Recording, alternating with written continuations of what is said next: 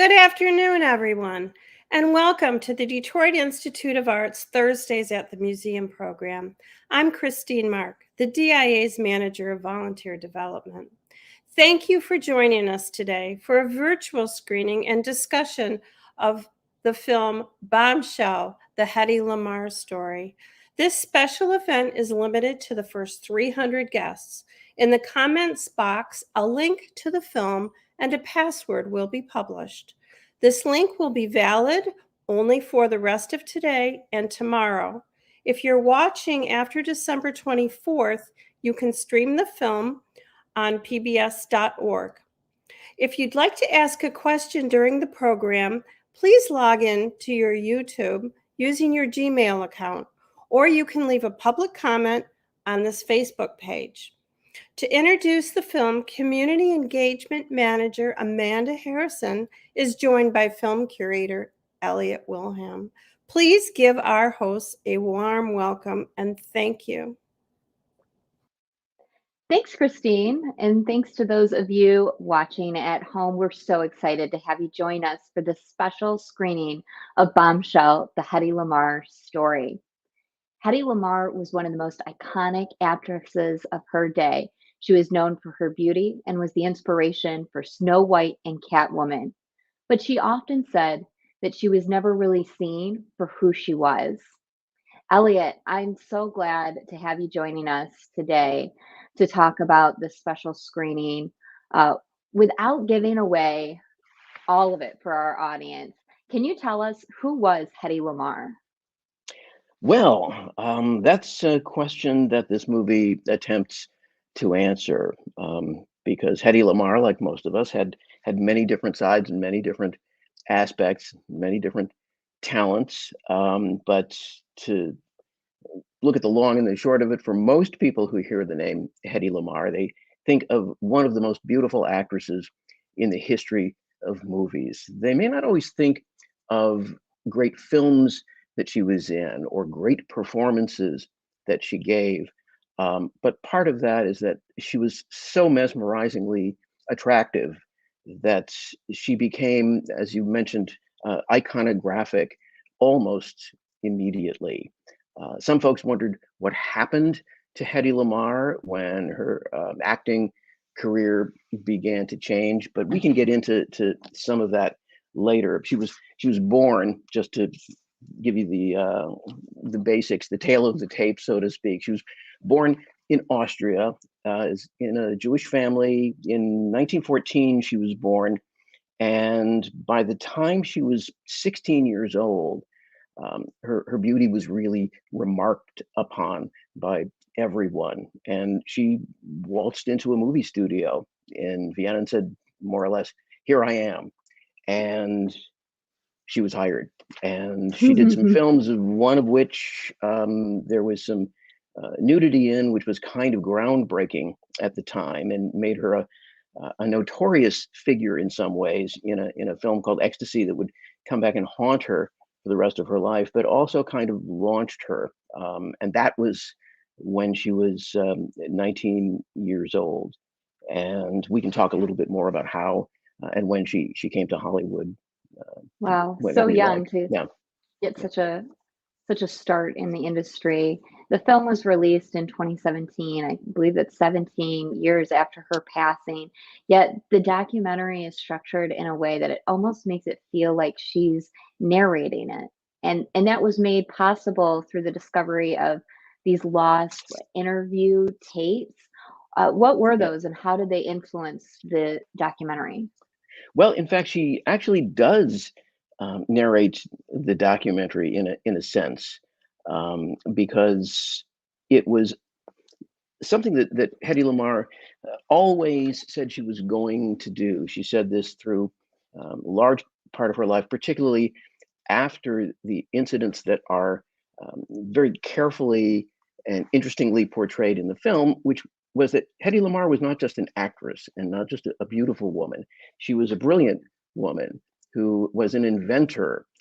When she was very young, she took apart a music box that the family had at home and reassembled it because she wanted to know how it worked. She wanted to understand mechanical devices and wanted to understand how things did indeed work.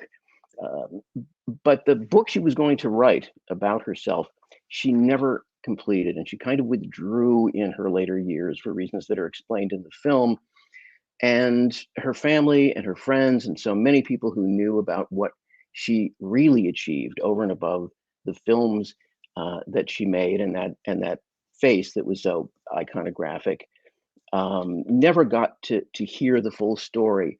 But she did an interview, and she did it with a reporter by the name of Fleming Weeks from Forbes magazine in, I think it was 1990. The interview was conducted primarily over the phone, and for various reasons, the interview was set aside. He recorded it on the old 4-track cassette tapes, and where those tapes were was a kind of a mystery for a while. And in this documentary, they are recovered. The same reporter had them all this time. And when the filmmaker, Alexandra Dean, filmmaker of Bombshell, discovered and listened to these tapes, it changed the entire scope of what she was going to do in terms of the shape of the documentary. And she realized now that there was so much of Hedy's own voice and storytelling about her life that she could use it to narrate the arc of a story. And in fact, we get to hear this amazing story of this extraordinary woman's life from her. She actually tells us what happened and philosophizes in this, not just in the ending of the film, which is powerful and poignant and has a kind of a message for all of us, but at every aspect, because many of the aspects of her life have turned into legend, sometimes urban legend, cinematic legend, Hollywood legend, and so on. And we sort of get the straight story now, and the attitude of the woman behind this story. So at this point, which is what she always wanted, was the ability to tell her own story. Exactly. And she was also blindsided by a book deal many years before her death, in which her story was going to be told. She worked with another author, and it was published without her okay, without her knowledge, without her editing, and ended up to be really trashy, and relied once again on the whole origins of this film in which she appeared semi-naked in the 1933 film Ecstasy, which was imported into the United States and affected every aspect of her life and career, haunted her in really terrible ways, including with the contract that she ultimately got. I shouldn't say ultimately, because it happened pretty quickly in the 1930s, with Metro-Goldwyn-Mayer, to leave Vienna just prior to the outbreak of World War II, come to the United States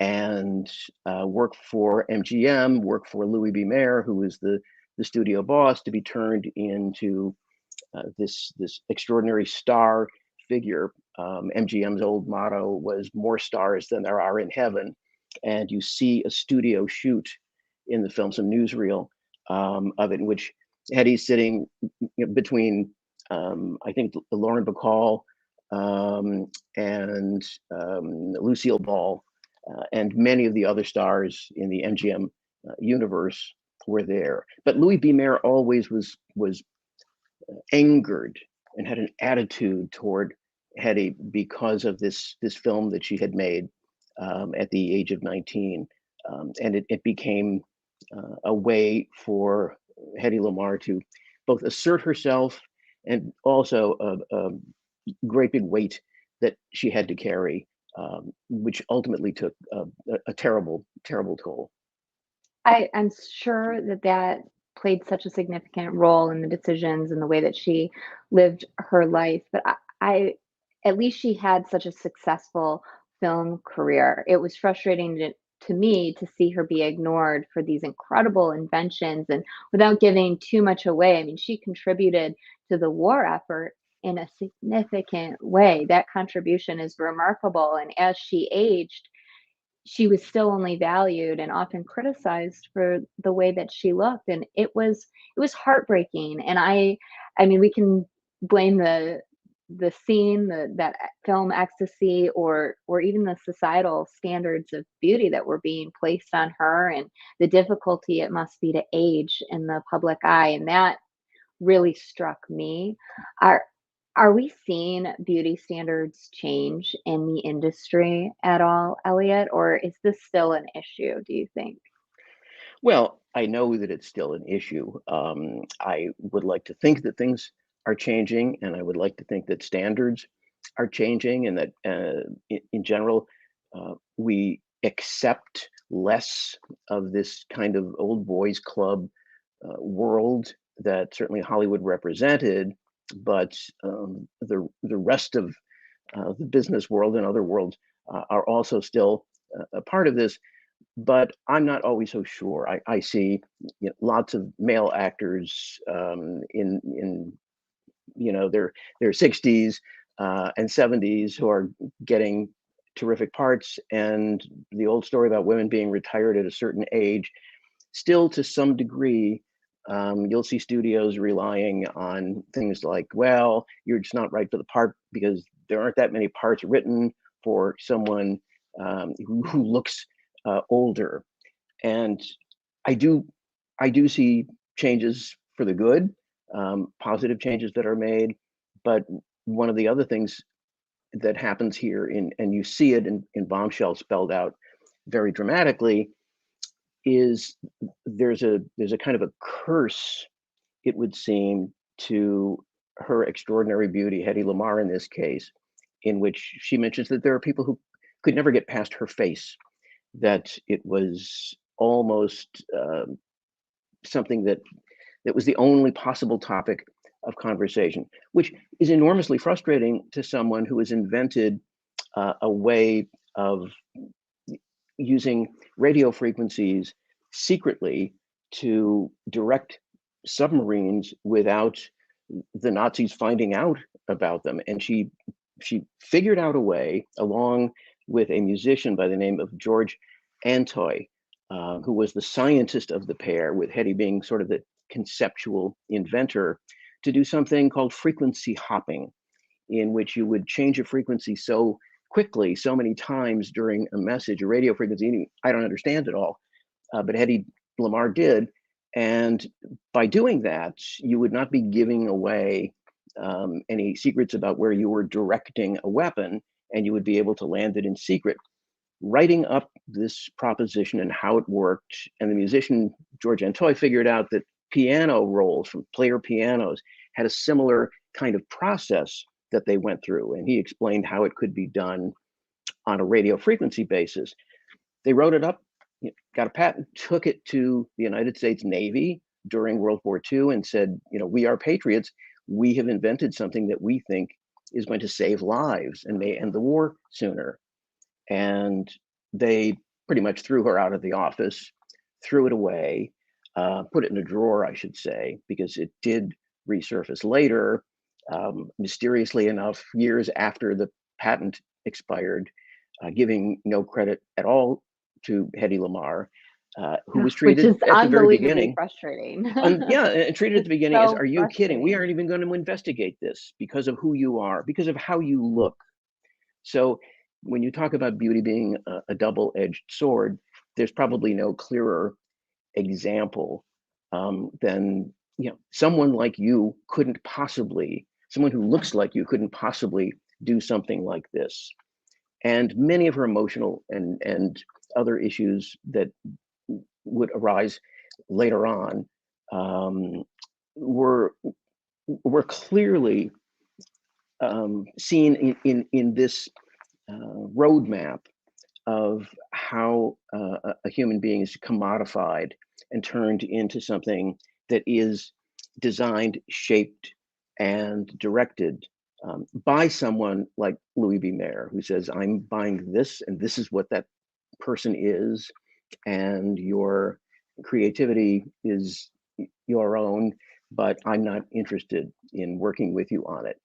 It It's a made me think tragic story. about it is, and it really made me think about what more could she have accomplished if people had been supporting her mind and her brilliance. Like, what more could she have done if she had been encouraged in that direction as opposed to using her beauty? And she just wasn't recognized for that throughout the entire film, which, even though it sounds like a downer, I want to encourage everyone to go watch. There is a link to it. It is password protected. That's available in the chat. So please go and watch that anytime today and tomorrow, because it's the sad story, but it's really uplifting near the end. Elliot, I walked away from this film feeling like I want to compliment my grandmother on how beautiful she is today and encourage my friends' daughters and children that they are brilliant and smart and not just beautiful, but to reframe my compliments and be cognizant of how I talk to and about women. And that ended up really being my takeaway from this film. What was yours? Well, it's kind of summed up in her incredible spirit as we hear her reading a poem at the end of the film about how you can you can have the most wonderful intentions, you can do the greatest things, you can achieve and envision the most extraordinary things, and the world may just shove you aside and tell you, no, we don't want it. And the message is, do it anyway. Keep Mm, doing the things that are good, not because you're going to be rewarded, and don't stop doing them because you're not only not rewarded, but are in a sense punished for trying to elevate civilization and for trying to assert the fact that you figured something out that maybe the rest of the world didn't. And if it isn't appreciated, keep trying, keep doing it anyway. There's a poignancy and an extraordinary quality about her story and about her. The movie is bracketed by portions of an interview. It was the last interview he ever did.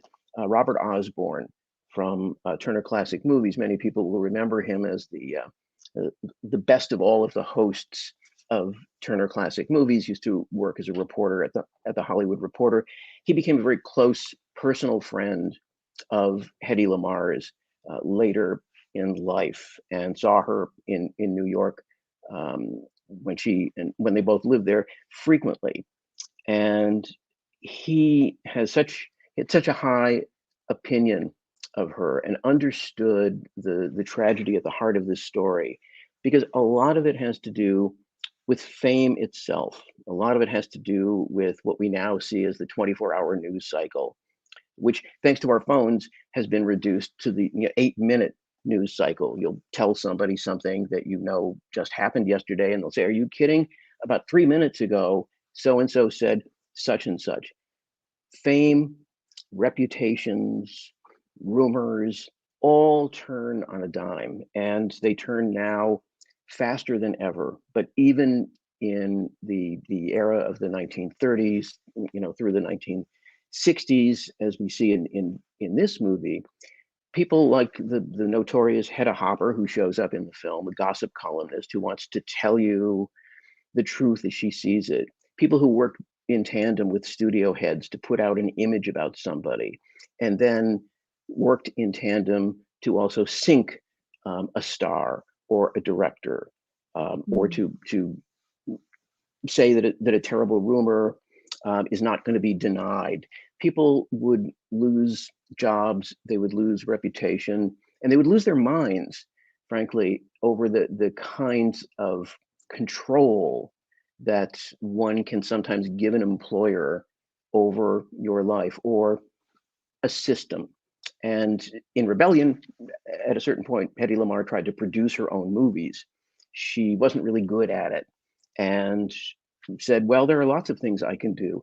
And boy, was she right. She did the most important work of her life, trying to shorten World War II through an extraordinary invention, which the film points out led ultimately and is the basis ultimately for what you and I are doing right now, which is talking over Wi-Fi.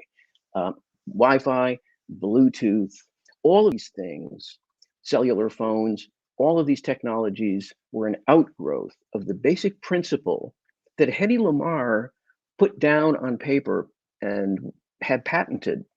And to see, and of course never made any money from it, but in addition, nobody even believed that she had anything to do with this. They thought it was the ramblings of an old woman who was now like the Norma Desmond character in Sunset Boulevard. And nothing could be further from the truth.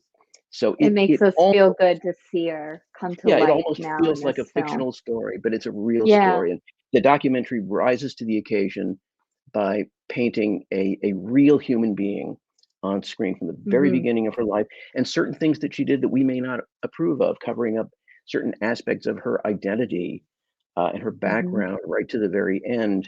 She did for reasons that aren't necessarily savory. They're not necessarily things that we would agree with, but they're very all of it is human. exactly right. All of it is human and it's all understandable. And it makes us feel close to her. It makes us feel like we knew her and was not this distant, beautiful, untouchable icon. She was a person. And that is the noblest thing that any documentary can do for its subject, is to make them a person. Absolutely. And we're getting a lot of positive comments in the feed too. We have a listener say that she was a brilliant woman. We have another gentleman said that I love the different faces of brilliance and the huge range of styles and intelligence. Not only can brilliance be part of any look, it can be expressed in a wide range of ways.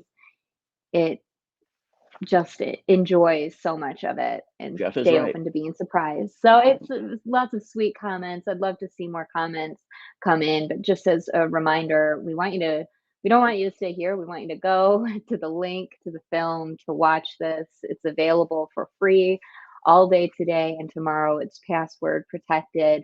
And if you're watching in this after the 24th, you can see it, find it on pbs.org. It has been such a pleasure chatting with you, Elliot, about Hedy Lamarr's story. Is there anything that you'd like to add in closing? Just in case you don't have a lot of time, you should know that this documentary is only 88 minutes long, and it contains more information and feeling and insight than a lot of documentaries that are hours longer. So go watch it. So we will not be back again until 2022, but please don't worry. Starting in the new year, we'll meet with artist Tiana Bew on Thursday, January 6th at 1 p.m. And until then, please have a healthy and happy holiday. Thanks for watching, and we'll see you next year.